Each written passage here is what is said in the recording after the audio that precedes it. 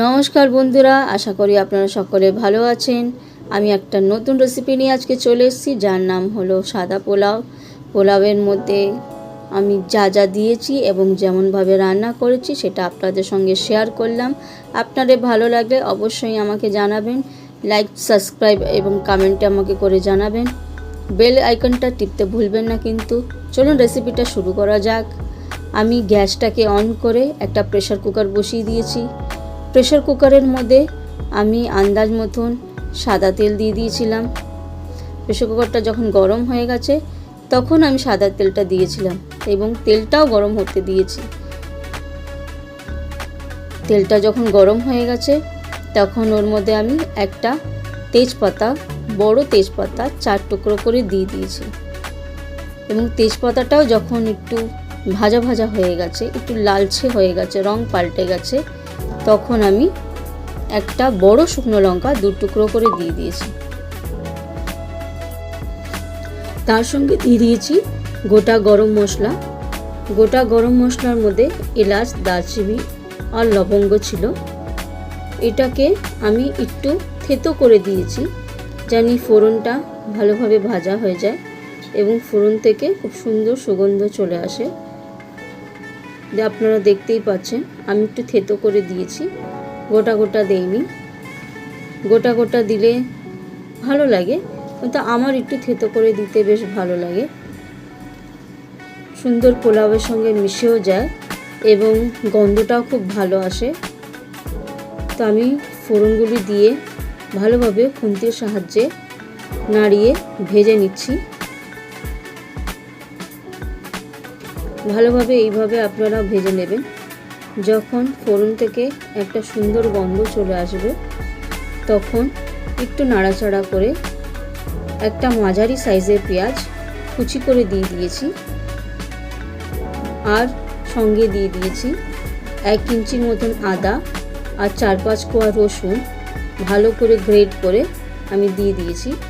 আমি কেটে দেই না আদাগুলি কেটে দিলে মুখে লাগে, তাই আমি গ্রেটারের সাহায্যে আদা রসুনটাকে গ্রেট করে দিই আর পেঁয়াজটাকে কুচিয়ে দিই।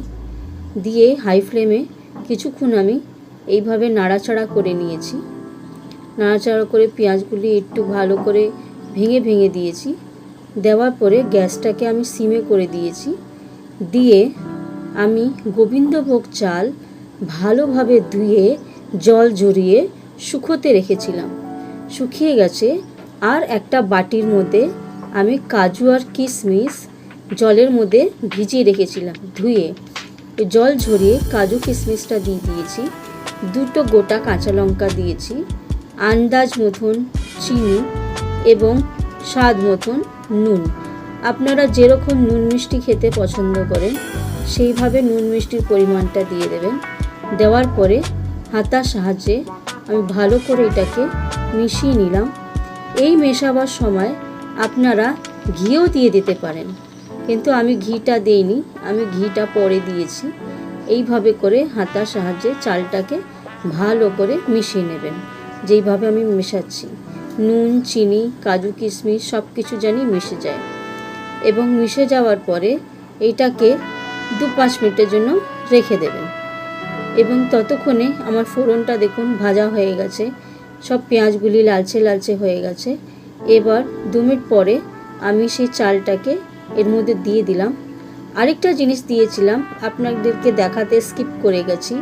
এই চালটা দেওয়ার আগে এর মধ্যে আমি একটা বড় চামচের 1 চামচ ঘি অ্যাড করে দিয়েছিলাম। দিয়ে তারপরে আমি চালটা দিয়েছি। চালটা দেওয়ার পরে ভালো করে এটাকে নাড়াচাড়া করে নেবেন এবং এটাকে কনস্ট্যান্ট নাড়াতে থাকবেন, জানি চালটা কোনো রকম পুড়ে না যায় আর লেগে না যায়। এটাকে হাই ফ্লেমে এইভাবে নাড়াবেন।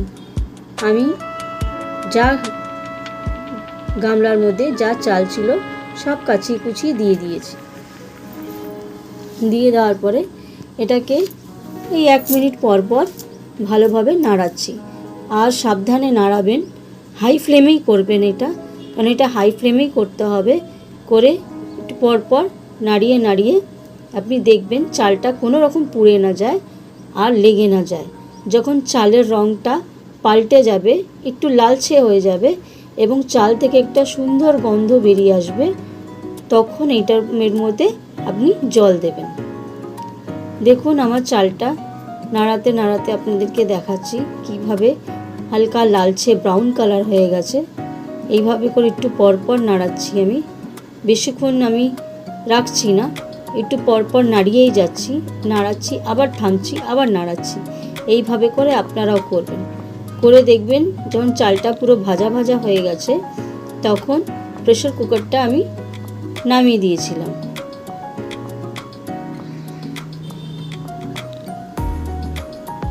এই দেখুন আপনাদেরকে চালটা দেখাচ্ছি কি সুন্দর হয়েছে, রংটা হালকা লালচে লালচে হয়েছে। এবার আমি প্রেসার কুকারটা নামিয়ে দিয়েছি। সাবধানে আপনারা দেখে চালটাকে ভালো করে ভাজা ভাজা করে সাবধানে দেখে নামাবেন এবং একটা ছোট হাঁড়ি জল ঢাকা দিয়ে বসিয়ে দিয়েছি।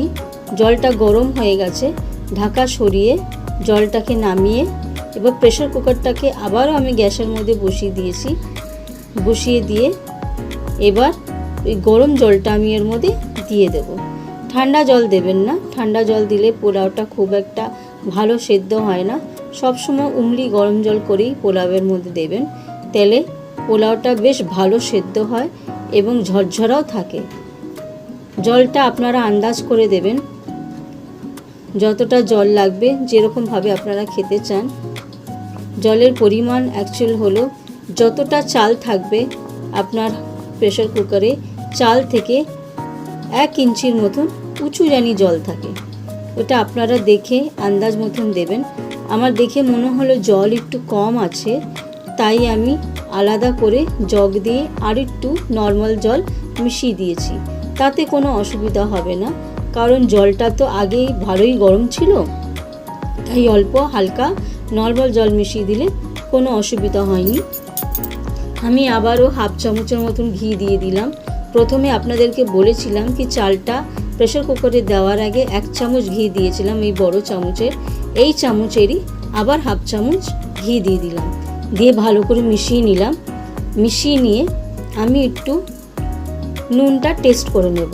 আপনারাও দেখে নেবেন কি নুনটা ঠিক আছে কি না। যদি কম বেশি থাকে তাহলে সেইভাবে ম্যানেজ করে দেবেন। বেশি থাকলে তো অসুবিধা হয়ে যায়, কম থাকলে কোনো অসুবিধা হয় না। আমার মনে হলো একটু নুনটা কম আছে, তাই আমি অল্প একটু নুন মিশিয়ে দিলাম। মিশিয়ে আবারও খুন্তির সাহায্যে ভালো করে নাড়াচাড়া করে এবার ভালো করে আরেকবার দেখে নিলাম কি জলটা ঠিক আছে কি না। দেখলাম জল ঠিকই আছে। এবার প্রেসার কুকারে ঢাকনাটা লাগিয়ে একটা সিটি ওঠা অবধি আমি হাই ফ্লেমে রেখে দেব।